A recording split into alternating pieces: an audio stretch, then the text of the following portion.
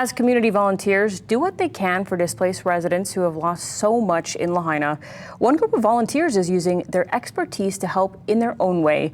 KITV4's Malika Dudley tells us how the community is caring for the natural environment and how you can help get involved in the replanting plan for Lahaina. The Lahaina Treescape Restoration Program is working to save and restore Lahaina's plant life. We're looking at all the large trees there, monkey pods, royal palms, laulu, milo, kukui nut as well. The hardest part is they're almost unrecognizable. We know through maps where they are, but now there's no landmarks. The extensive damage also means reviving these plants is a long-term commitment. These plants are in shock from, the temperatures and plus losing their entire canopies through fire.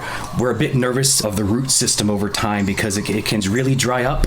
And with heavy winds like that, it can move the tree.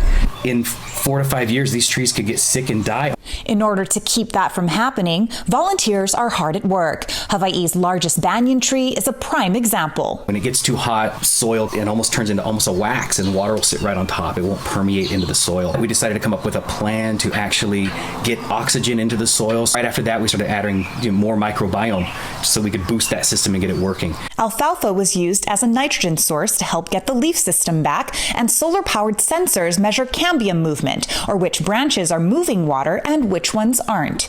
If we have dead sections, we got to cut them out. Sparkman estimates that about 10% of the tree may need to be removed, but so far it worked. We've got life on the tree, so we're seeing 30 to 40 brand new shoots. In fact, the majority of the tree and the soil substrate underneath are in great shape. We believe the 2 large monkey pods actually saved that banyan tree because it brought the heat way up high and it pushed the fire over the top of the banyan tree.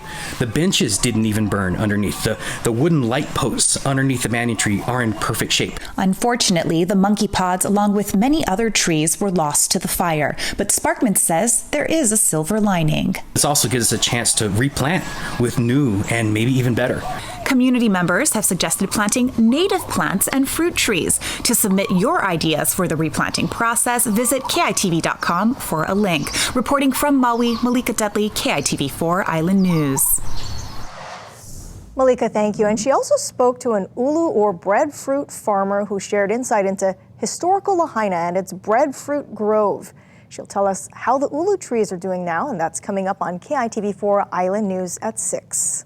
Wow, their work is so important.